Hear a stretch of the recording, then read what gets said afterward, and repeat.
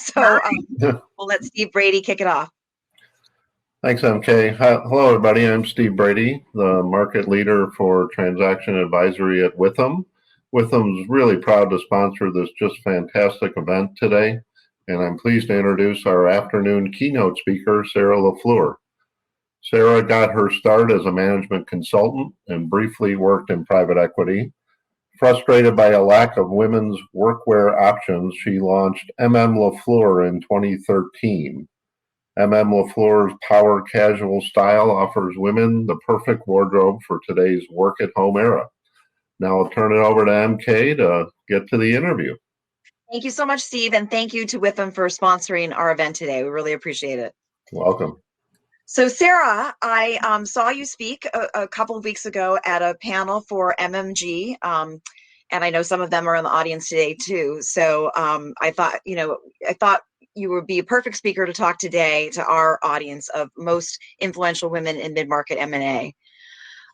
Power casual is one of your phrases on your website to describe your line of clothing. I don't think you could pick better timing than the COVID era and work from home for that to be the case. But let's go back a little bit to what made you found the company and what your vision for it is. Sure.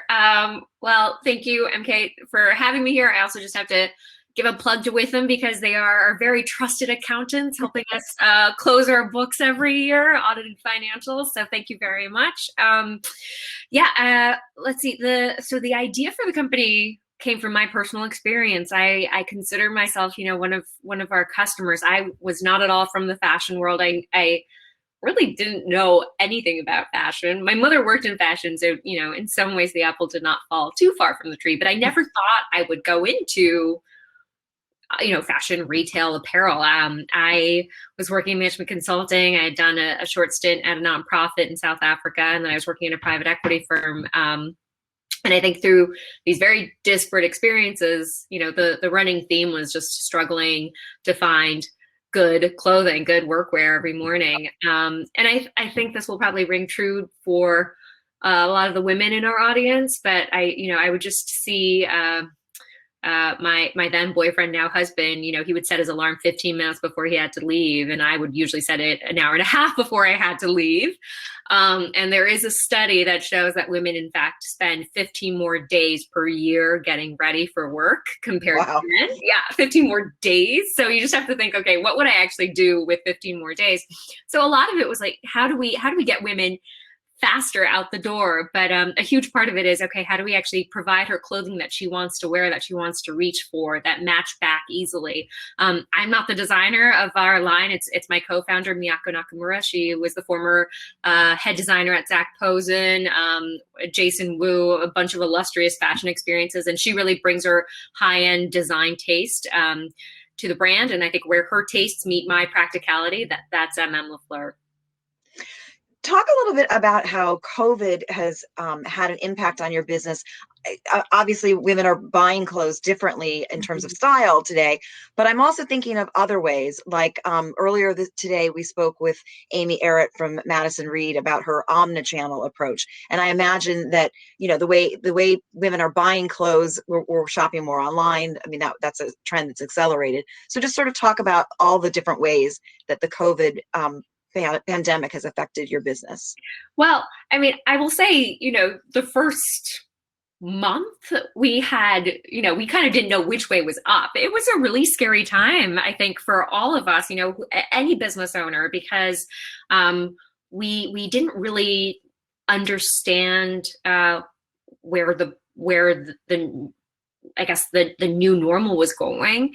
And I think there was even a period, especially because we had seen Wuhan go through that and then emerge on the other end, basically 3 months later, we said, oh, okay, this is going to be a 3-month thing. Great. Then let's plan for back to normalcy around June. And then we kind of, quickly came to June, and then it was like, oh, not going to happen again. So I would say just from like a holistic, business planning perspective, we have never iterated on the business so quickly as we have over the past year. it's kind of at breakneck speed, and so there's just been an enormous amount of stress, but I would say also excitement around it, because these things that you thought were absolutely impossible to do, or you thought would take 2 years to do, you get done in 2 weeks. So one of those things really for us is the launch of our digital store. And when I say digital store, it's a little bit different from e-com. So we've always had an e-com site, we're a DTC brand at heart. So that's always been our bread and butter. But we had these retail stores. We had 7 of them across the country, and basically overnight we had to shut them all. And so much of what we pride on is our customer interacting with our stylists. And so we said, how are we going to recreate that experience online? And so we launched the virtual styling channel. And that has actually now, that is basically now doing about the same revenue as a store did pre-pandemic. So basically you come to our site, you book an appointment, and you have a 30 to 45 minute consultation with one of our stylists, and then our stylist will send items to you that she thinks will work for you. And I think a lot of women have been using this as a sort of treat to themselves, especially right now when there's like seemingly no differentiation between work and home, and the days are dragging. A lot of women are using this as a little treat to themselves. And so that digital sales channel, I think, is going to continue post-pandemic. And in fact, in some ways, I think it's one of the most working women friendly things to do, because you can just log on from wherever. On the merchandising front, I think we were already moving into this category we call power casual. You were mentioning it earlier, but we were already seeing this happen. I think, circa 2015, 2016, especially driven by a lot of the women who work in tech or marketing media, just the dress code getting more casual. And so we had a lot of demand from customers saying, I don't actually need to wear something as formal as a suit or even, a dress with sleeves, but I'm not wearing hoodies and sweatpants to work. So can you help me design a costume that actually works for this lifestyle? And we launched our Power Casual line in 2018. And that was probably about 25% of our business pre-pandemic. And now it's actually 60% of our business. So it's just grown in a significant way. Yeah, makes sense. And I think it's a brilliant, approach to clothes today. I'm looking forward to embracing it myself. So let's talk a little bit about, how your company's grown, and especially in terms of taking on outside investors. We mentioned that you did work briefly in private equity, and, so much of our audience and so many of the women on the most influential list work in private equity. How are you using investors, and what's your growth plan?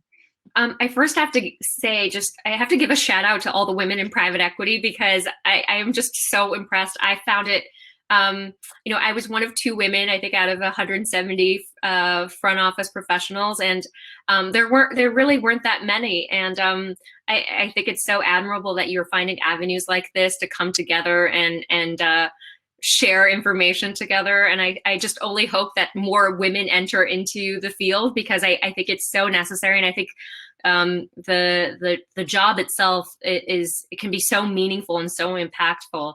And so, I will say, like, I do feel like I had a taste of what it was like, but definitely the fundraising experience, I learned on the job. And I think, in the very beginning, when I was first launching, this was back in 2013, venture capital firms didn't want to touch us with a 10-foot pole, because, quite frankly, most of the people, 99% of the people I was pitching to were men. And so if I said, okay, I'm starting a workwear company for women, I really feel like I can do something different here. I want pants that I can adjust hems depending on if I'm wearing heels or flats.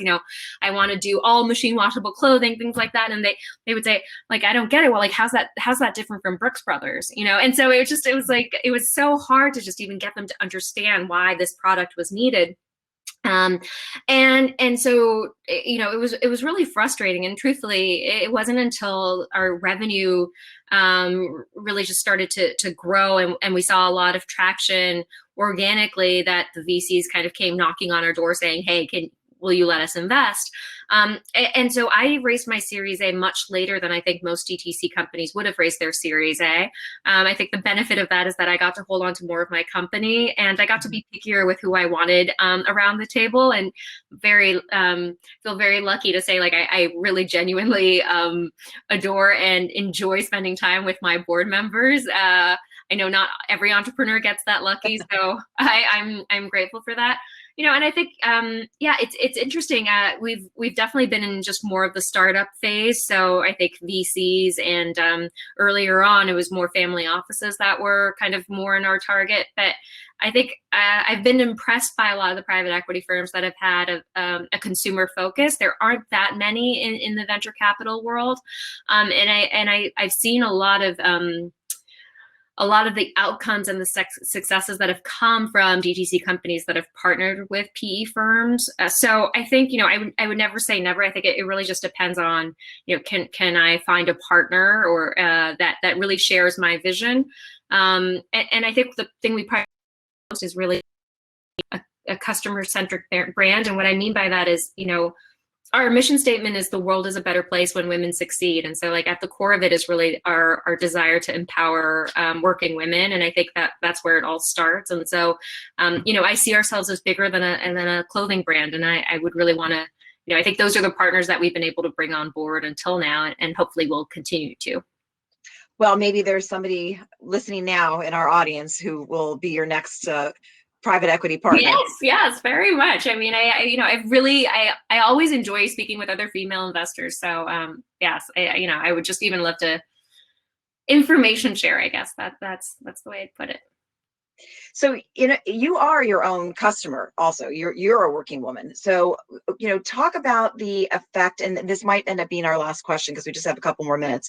But I'd love to hear about the effect of your being a woman on the company culture, and what it means to be a woman-led company and how that's playing out.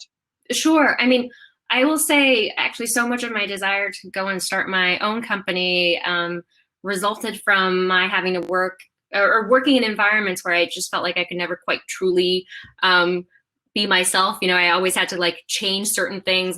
People were telling me, you have to lower your voice. And, I was like, why do I have to lower my voice? Like, are we pretending to be like men around the office? Like, it's so strange, what signals quote unquote professionalism. So I think, what you'll see at my company is I hope a place where women feel like they are being heard, no matter what tone they speak in, high pitched or low pitched.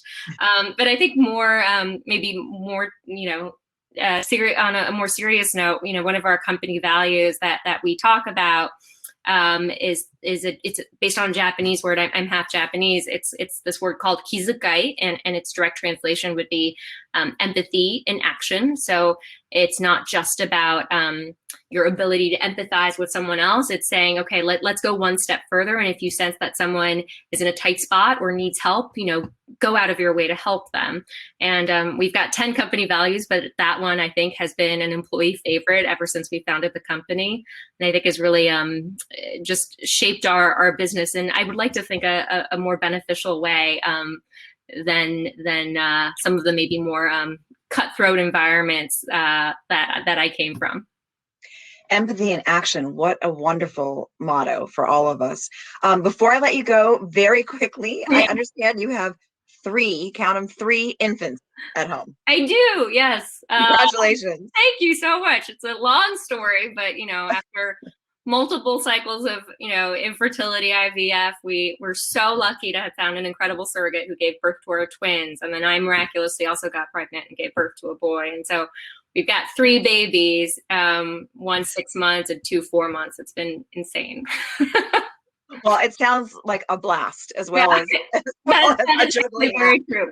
We're having a good time. Thank you so much for joining us, Sarah. Thanks so much. Really appreciate it. Thank you. I appreciate it. Thanks, MK. Great. And I also just want to say, coming up next on our program is a discussion about organizational health with Alice Mann, who's the operating partner at Blue Wolf Capital Partners. And stay tuned for that one. Thanks.